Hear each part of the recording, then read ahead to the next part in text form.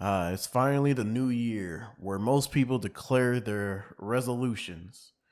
Now, the most common ones would be, I don't know, going to the gym, staying organized, or even saving money. But come on now. For most gamers, it's getting through that ever growing list of video games that we have not yet completed. That's the true resolution. So let me help y'all and let me show you my methods. What is good, y'all? It is the Young King Ken, and today I'm going to show you a 7-step plan on how you can get through your gaming backlog so that you can have one less worry and save up some dough. Because with the games coming out this year, oh boy, that tank of a wallet is going to E by the end of the year. I think that makes sense. Well, enough playing around.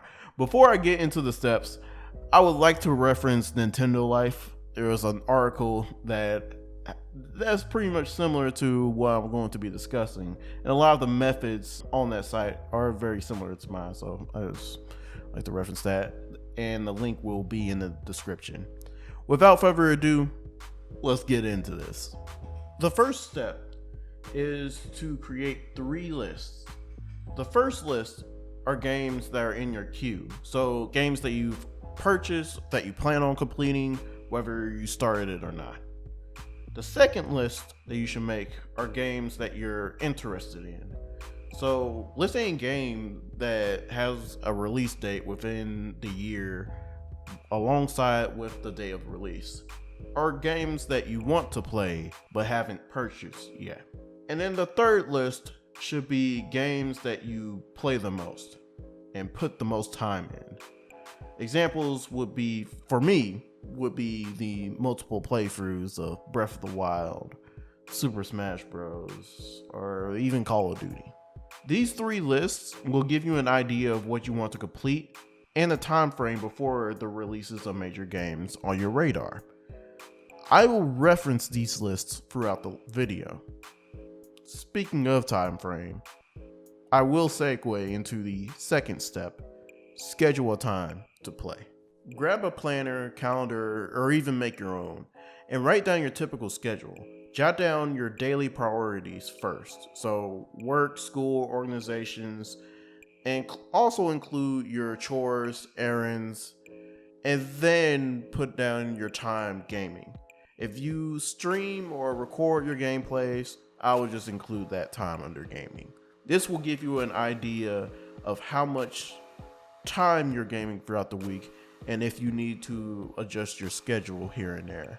Just please keep in mind that y'all have priorities. So now in your schedules, I would focus on the time that you'll put down that y'all have gaming. And this brings me to the third step: limit your time in live service games and repeat playthroughs. So what do I mean by live service games? So most of them are shooters. So Call of Duty, Overwatch, Fortnite, games that you're not having to progress through like a campaign or a story. You're playing multiplayer battle royales here and there. Like those were what I consider as live service games. And if you are going for repeat playthroughs, like you want to play The Last of Us for like the 10th time, like honestly, I would put those games on the back burner or focus on 1 or 2 of those games.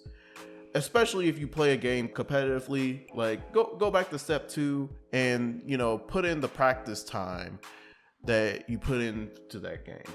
And once you have that done, you're ready for the next step, which is to minimize distractions. Now, I know we're all guilty of this. After a long day of work or school, we want to just go home and just get on the game. And once we turn on the consoles, we're just sitting around looking at the screen for hours trying to decide what game that we want to play. Now, those hours could have been well spent on the games, but we're indecisive about it. And if you run into this issue, write down all the games that you want to play. You can even use your list from the first step to help you out. And then rip them up, put them in a hat, pick one out of the hat, or even put them down in a virtual wheel. You can go onto Google, search up wheel or randomizer, and you can put in the names there. The most important thing about this is the less time you waste, the more time you have to play. So another example is stop procrastinating with your daily tasks. If you're doing homework and it's taking you way longer to do it, not because you don't understand the question or something, but because you're just lazing around, think about that time that you want to get through your backlog. Get through that task, put on some essential oils, listen to that lo-fi hip hop, do whatever you need to get through those tasks. Free up your time.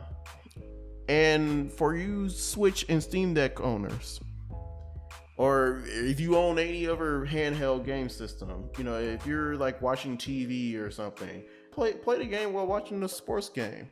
If you have to go outside the house, those systems are meant to be played on the go. So utilize that time. Now, the next step requires you to go back to step one and just go back to the list of games that you plan on buying. The games that you've listed out that are coming out within the next year. One habit that I want you all to get rid of, if you haven't, is to stop pre-ordering games. Because one, it'll just get placed in your backlog quickly. You may play a couple hours and you're like, oh, I'll get through the story another day. And then another day becomes another month, and another month becomes another year. And then plus, it's just a bad habit considering, I said bad habit. It's a really bad habit considering the efforts of most big name developers. I'll talk about why you should stop pre-ordering games in one of my more recent videos, where I talk about the nostalgic bliss of night launches and pre-ordering games back in the day versus today. You should check it out. Link is in the description. Back to what I was mentioning, limit it to the most anticipated game to pre-order. If you really have to pre-order a game, for example, Tears of the Kingdom for me is my most anticipated game this year. So I am going to buy the definitive version of the game. Now, I also know that Tekken 8 and Street Fighter 6 are coming out later this year, and I will sink in a lot of time into those games. But I'll just buy the base version just to, dive my foot in, and then I'll spend more money as I go if I like those. So again, just go back to that list and just make a plan. Circle the game that you're most anticipating, and then up for the other games, just wait to see, take a look at the reviews before you make your decision on buying them, or see where you're at in your backlog. And the next step is, while you're playing your games, don't be afraid to look up walkthroughs to help you. And what I mean by that is, you're playing your game, and for me, I like my games to be challenging, so I may crank it up to veteran difficulty. If the game is too hard for you, where you're spending hours and hours and hours trying to get through the first mission of the game, lower that difficulty, and use co-op playthroughs if the game allows you to. Grab a friend, have them play through the story with you to help you out. Look through tutorials and, again, walkthroughs on YouTube to help you. The reason for this step is to ensure that you save time so that you can get through those games, so that you can clear out that list. And if it's really challenging, if it's a Souls game and you're spending hours and hours and hours on the same mission, you're like, man, I'll get to it later. Just save it for another time. go through the next game. In saying that, I want to give you the final step, which is have fun. Don't make it a chore. While I'm mentioning all these steps, the word backlog can be intimidating to some. Again, you have the freedom to complete the games the way you want to. I'm just helping you complete these games so that you can have more room for those repeat playthroughs or more time playing Call of Duty. Bro, ain't nobody trying to play no doggone Call of Duty.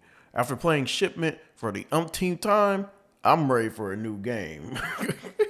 Or maybe go back through the games in that backlog, because that list I posted in the beginning of the video, yeah, it's a long list. But yeah, give me some game recommendations. Oh my goodness, I cannot talk today. Yeah, just give me some recommendations in the comments. I did play some Call of Duty for a little bit. That's why I'm sounding like I'm a little bit sick and tired of it on Twitch the other day. So check me out there. So yeah, back to the regularly scheduled programming. And even to save your money. Because for me, this year, my wallet is going to be done for by summer. Like, are you kidding me? You got Tears of the Kingdom coming out, Final Fantasy 16, Street Fighter, Tekken. Like, my goodness. Like, it's just gonna be crazy. Oh, man. What do you think of this 7-step plan? Are there changes or even things that I haven't mentioned to aid others? Comment below. The feedback is always necessary. And thank you for watching. If you want to join our kingdom, please hit that subscribe button and don't forget to hit that bell icon for notifications. Happy gaming. And until the next one, I will need y'all to keep our kingdom seasoned. Y'all.